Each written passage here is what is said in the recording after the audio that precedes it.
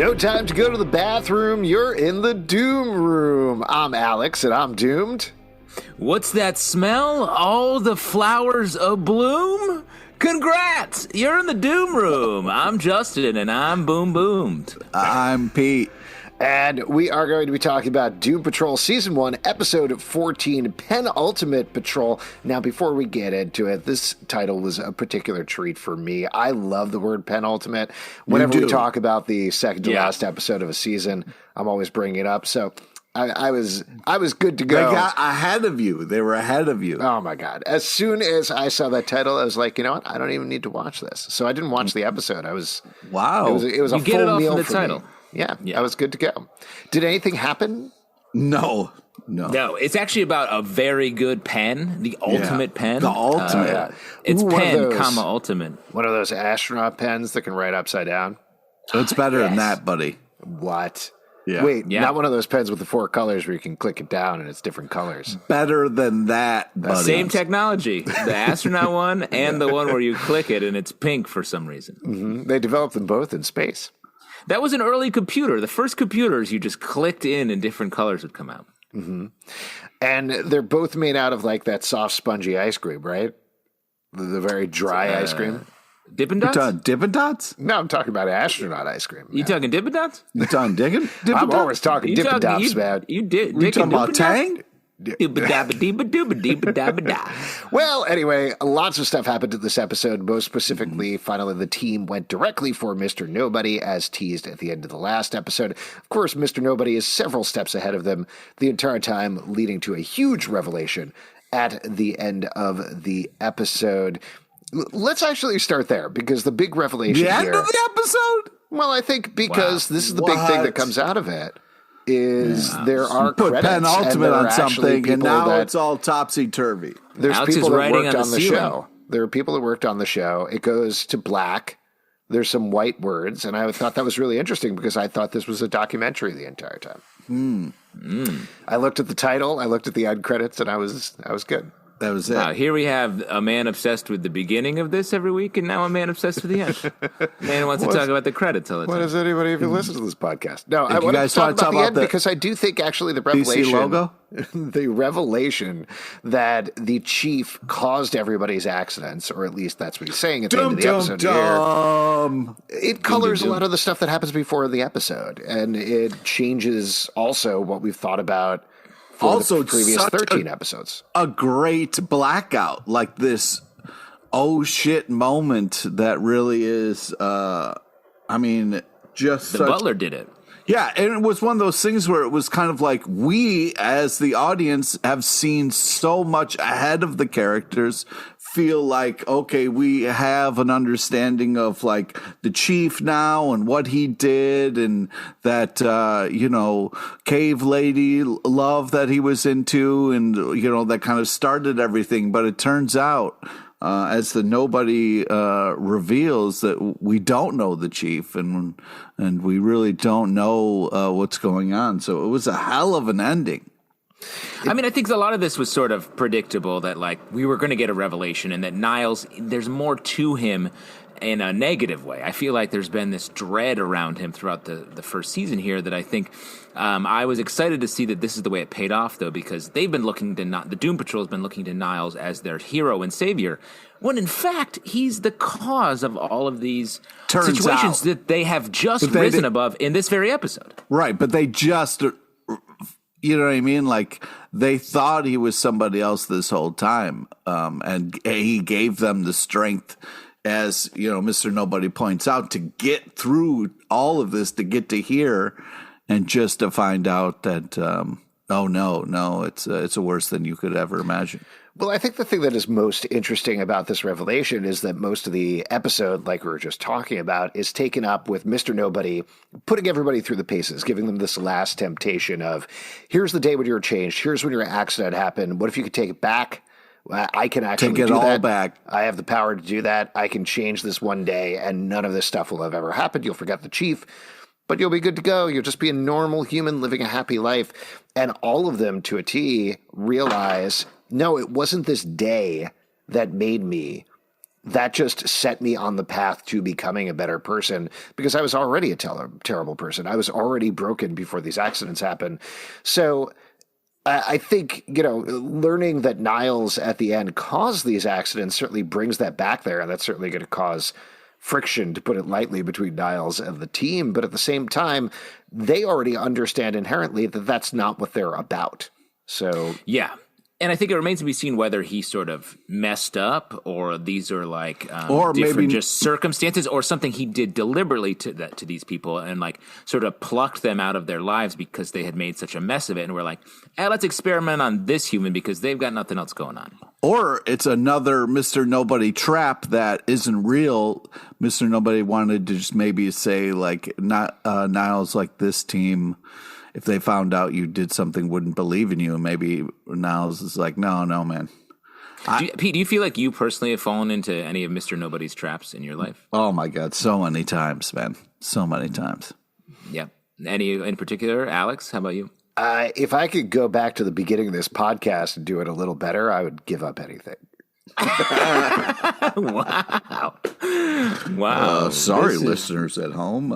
Alex is disappointed in what we're putting out. Not you guys. I feel like I could have come up with a better rhyme or something. I was a little nervous. Wow, you're all the way back at the rhyme. Here's the thing. I was worried that Justin had already done it like last time. Yeah. Did you do the bathroom one?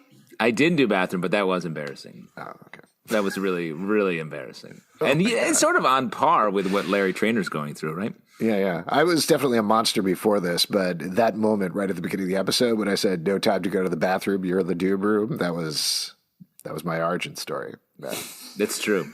A little rhyme swam into your mouth and you were able to rhyme sometimes. Well, if we could get past that part and just kind of focus a little bit more on the show. Get past the beginning of the episode, Pete?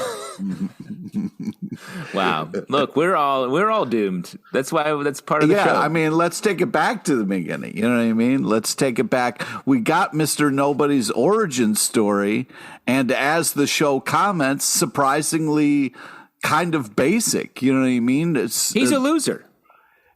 It was kind of heartbreaking to see that, like, first off, hysterical Millie just being like, I'm the only one who believes in your crazy, horrible plans. But then just to be like, you're a nobody. And then he just really owns that is kind of heartbreaking and sad. And as pointed out, kind of basic. But he takes ownership of it. She calls him a nobody, and then he calls himself Mr. Nobody.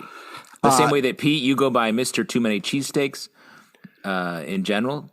If I could just interject it kind of reminds me of this story where this guy was taking my improv class, and, at the start of the class, we kind of talk a little bit about like what brings you here or whatever. And this guy tells me a story that is true and goes, I was like, hey, what brings you here? And he goes, I just divorced my wife, and I asked her, what am I supposed to do? And she goes, I don't know, improvise. And so here I am. Like the fact that somebody called him a nobody once, and he decided to take that literally and be like, I'm going to be the biggest nobody anyone's ever seen, is kind of intense and a crazy breaking point. And what happened to that person in your class? It was an uphill battle for a while, but then he eventually really got into it. Oh, nice. And that's Jimmy Fallon? Just a guess? No?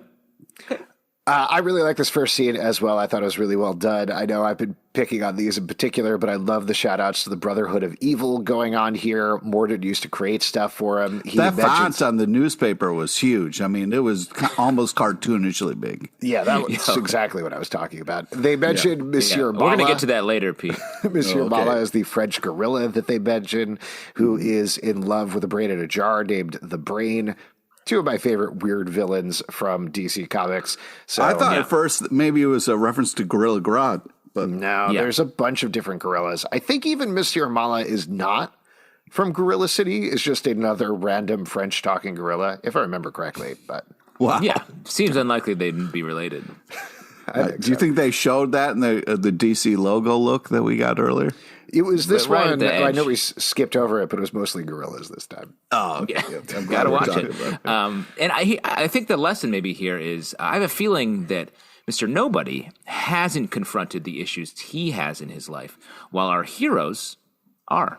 Well, that's the thing. That's why Mrs. Harrison was such a great choice from Jane to take to fight Mr. Nobody, because, you know, we kind of, for a second, thought maybe we had nobody on the ropes. What I know we're jumping back and forth from the beginning of the episode to the end, but I did still want to talk while we're touching on that. At this point, what does Mr. Nobody want? Like, what is his goal here, if he even has one necessarily? But since we find out so much information about his backstory, we get into it. But the end of the episode, his goal is to just get Niles to tell this team the truth. Why is that? Is he just being a bully? Is he trying to knock somebody down who he thinks is doing better than him? I think what his plan is he wants to be a supervillain so that maybe Millie one day will set her paper down and look up and be like, giant robot. I was wrong about that guy. Yes, but she's probably dead now. I feel like he sees Niles as sort of the opposite of him, someone who's always been very capable and achieved, and he wants to destroy him, maybe take his place, maybe have a Doom Patrol of his own. He feels like he is owed Niles' role in life, perhaps, and the only way to get that is to take Niles out, he believes, rather than try to do it on his own. I mean, just to take this one step further, and I'll continue to caveat this as I've been doing every episode, that I legitimately do not remember what happens at any point further in the show. I didn't remember this ending. I was like, oh my God. Yeah. When I was watching it, I was like, all right, I vaguely remember that. But that's the only time I remember this stuff. But I could see it going one of two ways, right? Like either Mr. Nobody is trying to take over for Niles and lead the Doom Patrol, or potentially he is trying to be a big supervillain like Pete was talking about. Either way, I do wonder if it does go back to his relationship with the Brotherhood of Evil and the fact that they fired him, and that ultimately this is all just a big revenge plot to show the Brotherhood of Evil what they were missing, whether it's put together this team of heroes to take them down, or to destroy a team of heroes and show them, haha, I'm a bigger villain than you ever will be. Either way, I would guess that it probably ties back to that, potentially. Yeah. Yeah. I mean, like I've spent my life trying to get revenge on my first job at a Burger King. Someday it will be mine. Yeah, I'm going to go back to the Port Washington Public Library, and that place is going down. Wow. You were let go from the Port Washington Public Library? Yeah, I was let go because the summer ended. Yeah. Please don't fire me. You have to go back to school. It's always tough when the summer ends, you have buddy. to go back to elementary school. Yeah. Alexander, you've mastered the Dewey Decimal System. We have nothing more to teach you. I was the guy who helped with computers. Everybody was like, we have these new things here, these computers. We don't know how to use them. You saw Sandra Bullock's The Net and were like, I get this. Yeah, I could do this. I would run around the library yelling, I'm in. Anyways, I do think that, Mr. Nobody's, like, when he got fired and was just like, they told me I didn't have enough zip, was just such a hilarious defeated moment. I can't say enough about this guy's acting, and like his portrayal of Nobody is really just elevating the whole show. It's really so fun. I mean, and he also elevates most pizzas as well, as something that I've really found through I don't know if I mentioned this, but I was on a pizza making night for Resident Alien Season 2, which Alan I was going to make fun of you knowing him, and then you did it. So it really takes the wind out of my mockery sails.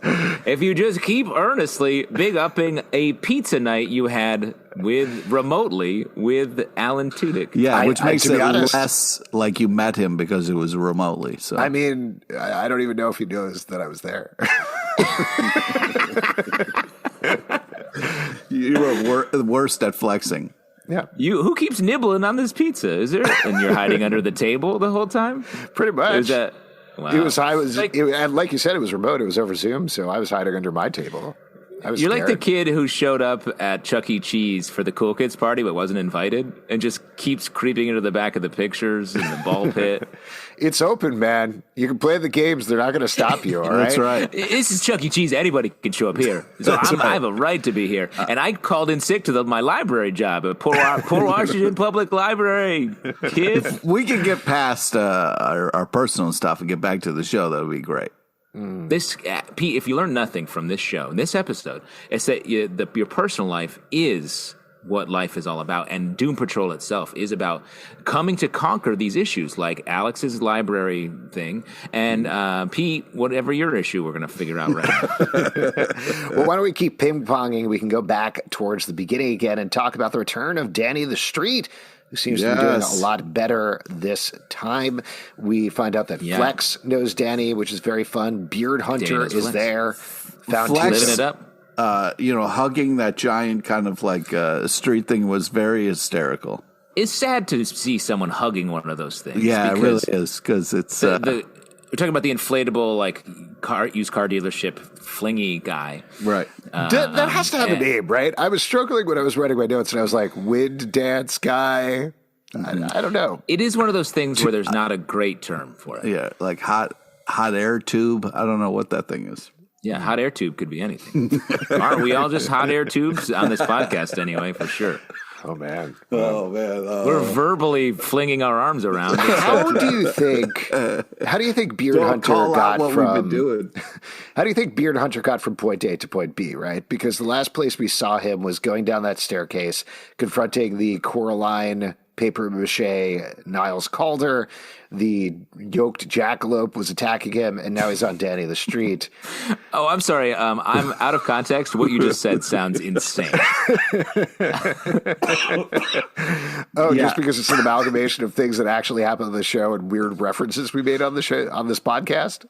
Yeah, like if anybody just walked, like if our individual bosses walked by and heard us talking about this, they'd be like, "You're fired, Dude, don't say... Yeah, I'm going to What get is your fired. life like?" Yeah. You're fired from the Port Washington nobody. Public Library. Also, what is this video chat you're doing? And also, what are podcasts? It's the 1990s. I'm in. I don't know how he got there. I mean, I got to think that I hope we're going Danny to find saved out. him, it seemed like. Or maybe all of this, I think, is going to tie back together. Danny has known where Niles is, and we get the reveal here, which I love, that the Mr. Nobody's realm is the white space in between comic book pages. Oh, man. Super that fun. was Definitely just... something taken out of the comic book, because I was like, it doesn't quite make sense for TV that this is the answer, but very cool. Mm-hmm. And so I feel like Danny... How dare you say this doesn't make sense in this show? No. I think Justin is right that if you're going to translate it to TV, it should be a TV something. And I don't know what that TV thing is. You do. I have the answer. I think the white space outside of comic book panels in TV are the commercials. I was going to say, either the fade to black or the commercial bits. And I see why they didn't do that. I think that's a trope we've seen in other film and television projects. So I like that they committed to this as an idea. It's a much more homage to the original source material here. But I do think it would be commercials.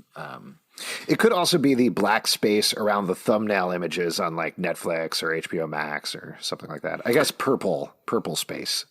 On HBO Max. I mean, that would match the meta nature of this if it was like, I'm here on the DC Universe app. Well, it's funny. I mean, the space between your phone, your apps on your phone, sort of is fun. Mr. Nobody yells like, "I could shut down this whole streaming service." Was pretty funny.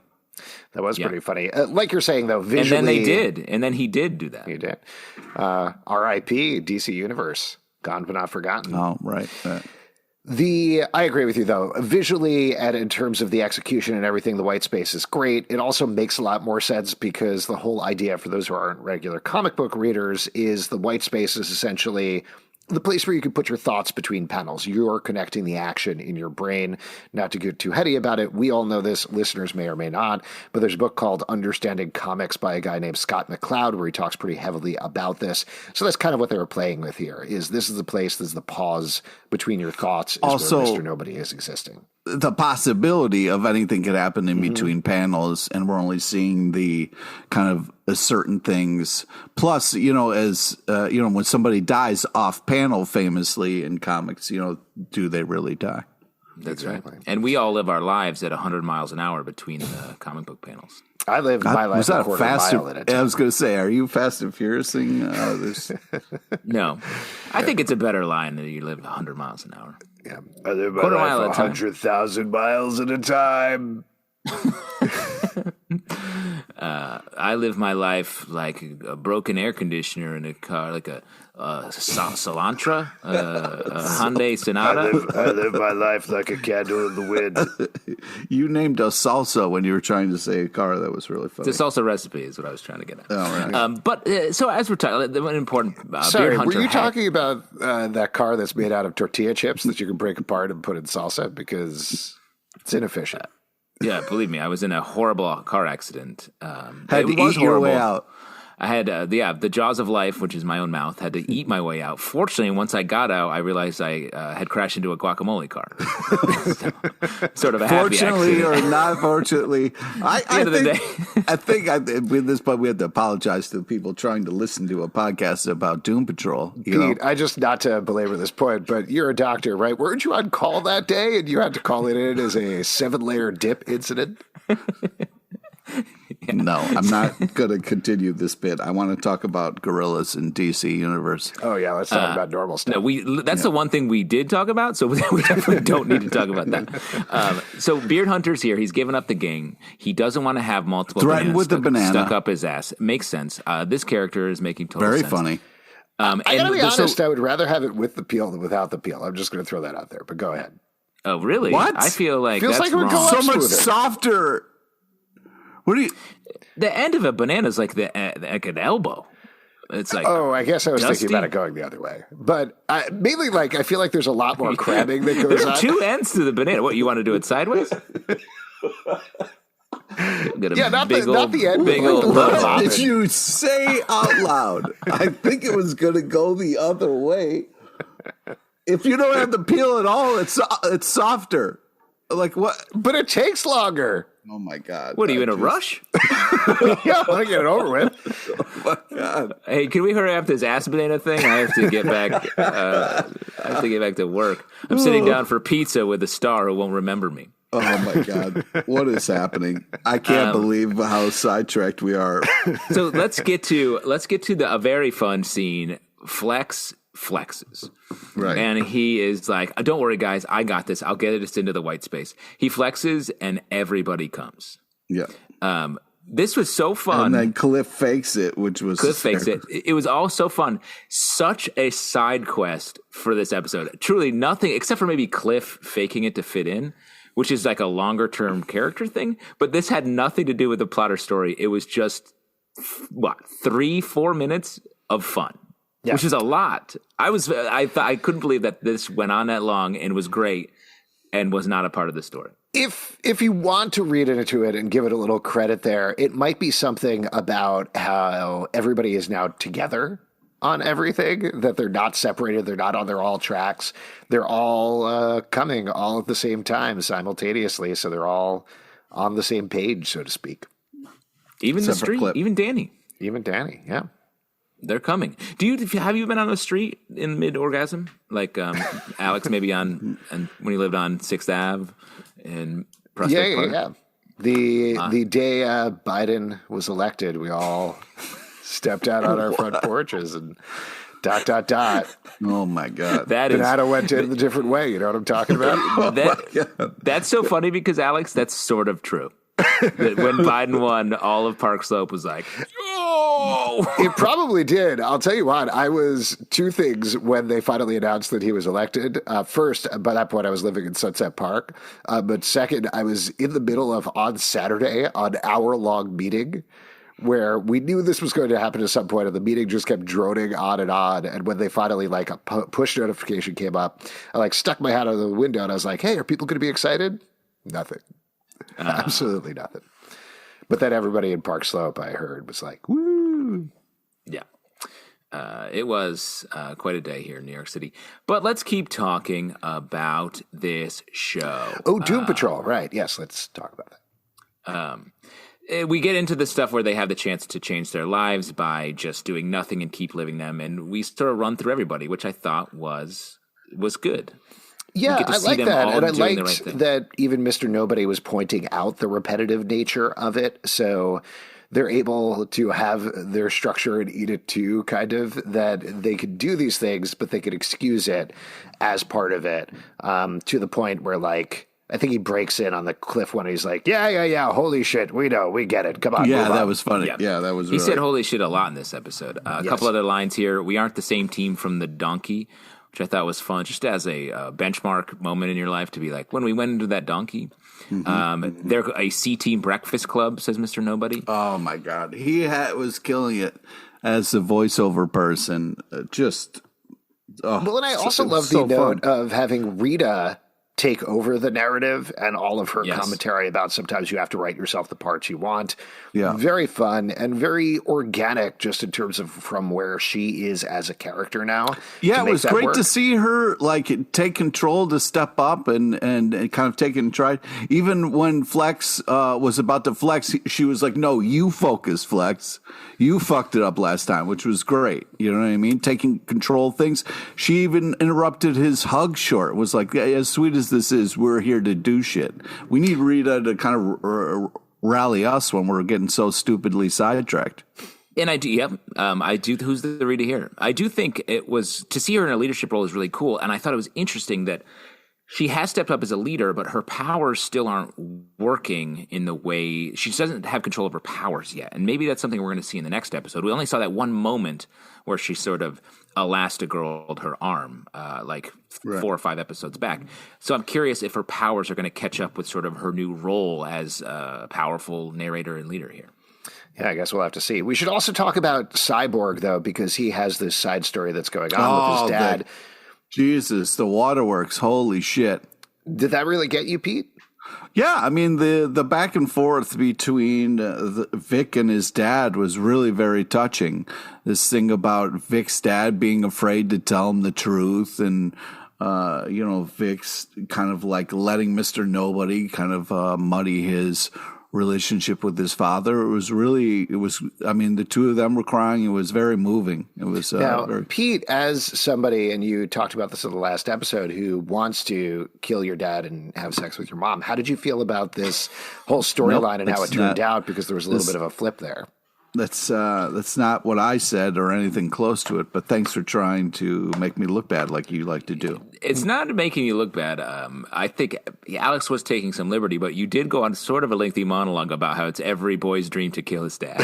No, I'm just saying to step up to your father and be like, you know what, I'm going to have sex with mom and you can't stop me, right, Pete? By the way, I can't help but notice you're wearing glasses. Is that because you poked out your eyes with sticks or what happened there? Yes. Well, getting deep on some Oedipal mythology work, Alex. Mm-hmm. I love the research. Thank you. Yes, I had to research that one. The Cyborg storyline I thought was great and a really nice parallel to what's going on with Niles, because here we also get a confession from Silas that he essentially has been manipulating Cyborg just like we suspected. Like how I think it's going to turn out for Niles, it is for what from his perspective is definitely good reasons, even if it doesn't hit Cyborg the right way, that he ultimately was given this impossible decision of, do I save my wife? Do I save my son? Niles pushed him to save his son, and that's retroactively how he justified that decision, is to change the memories, is to make his son into a superhero and craft him in that way. But that's what I hope it is. I hope it's kind of like this thing of like, he's telling the truth, but he was also there to help them. You know what I mean? Like, he didn't cause mom's death, but he was kind of the one that pushed dad to be like, hey, save the kid. Also, he didn't cause any pain to Jane, but he was there to, get her out of that hellhole.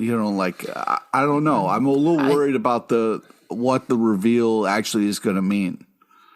I think it is going to be worse than that. I think Niles, it feels like where we're trending is that the Doom Patrol has to rise up past Niles because he's not the be-all, end-all. He's not this moral figure that they think he is, and they have to they've conquered their issues, and Niles probably hasn't because he's only now just coming clean.